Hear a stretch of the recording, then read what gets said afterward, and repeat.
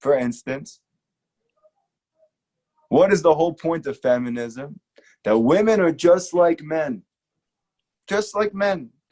Why would you want to be like us? Why would you want to be like us? It's great to be a woman. Why do you need to be like something else besides yourself?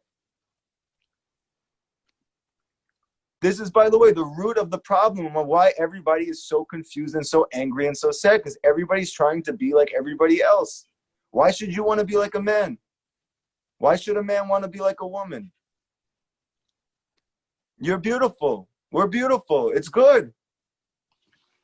The fact that the Jews are all one doesn't mean we should all be acting the same. It means everybody's unique and special and beautiful.